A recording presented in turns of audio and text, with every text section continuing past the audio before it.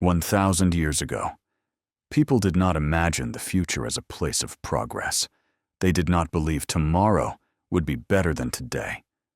For them, the future was something to fear. The world felt temporary, unstable, suspended between divine mercy and divine punishment. Most people living around the year 1000 believed, not that the world might end, but that it would. And soon. The idea of an ending was not dramatic or poetic. It was practical. It shaped daily life. People woke up each morning unsure if the sun would rise again the next day. They did not think in centuries.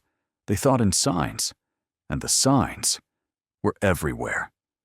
As the year 1000 approached, fear did not explode all at once. It settled slowly, quietly, deeply. Whispers passed from village to village. Sermons grew darker. Stories grew heavier. Most people could not read. They relied on priests to interpret reality for them. And priests spoke of revelation, of judgment, of fire and cleansing. According to common belief, after 1,000 years, Christ would return.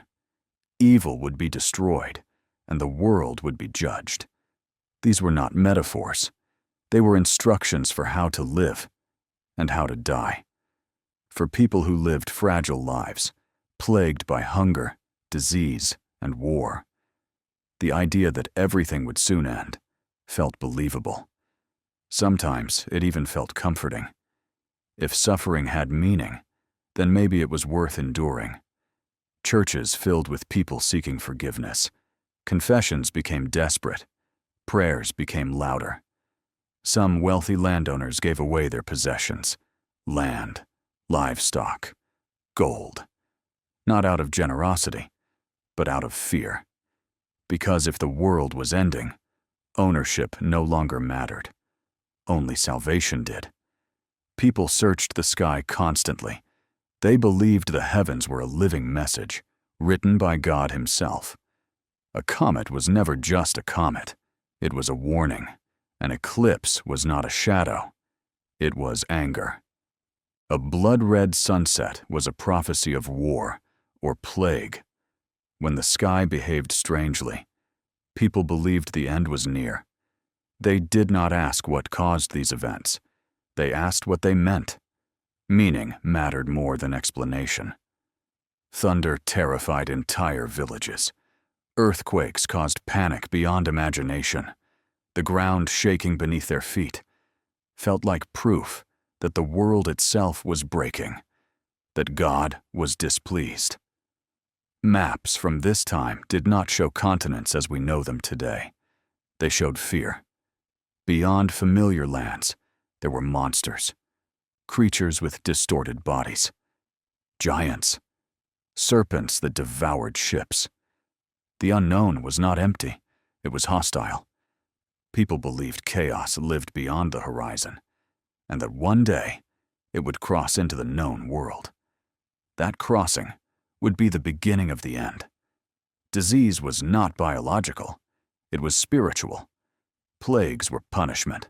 Madness was possession. Pain was deserved. Hell was described in vivid detail. Fire that never faded. Screams that never ended. And many believed hell was already present, slowly bleeding into reality. For medieval people, the apocalypse did not arrive all at once. It crept forward. A poor harvest led to hunger. Hunger weakened the body. Weak bodies invited disease. Disease spread quickly. Entire villages vanished. Wars destroyed crops and homes. Starvation followed. When death came without explanation, people believed judgment had begun. They believed God was cleansing the world. Those who survived often believed they had been chosen, spared, temporarily. Every generation believed it might be the last. The church explained everything. Disasters were lessons. Fear was guidance. People believed obedience delayed the end. Sin accelerated it. Prayer could buy time. There was no concept of progress, no belief in innovation. The future was not a promise, it was a warning. Living with constant expectation of the end changed how people thought. They focused on survival, not ambition, on faith, not curiosity, on tradition, not experimentation. Questioning reality felt dangerous. If the world was ending soon, why explore it? Why change it? Why challenge the order of things? And then, the year 1000 passed. The sun rose. The seasons continued. The world remained. For many, this was confusing. For others, it was explained away. Some said calculations were wrong. Others believed prayer had delayed the end. Some claimed the apocalypse had already happened. Spiritually, the expectation never vanished. It adapted. The end moved further away, but never disappeared. What is striking is how similar we are today. 1,000 years ago, people feared divine judgment.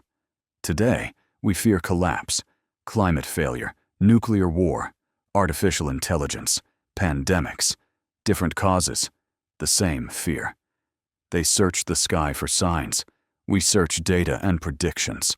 They feared God's power. We fear our own. And yet, the feeling is identical. Every generation believes. It stands at the edge of something final. The world did not end then. It may not end now.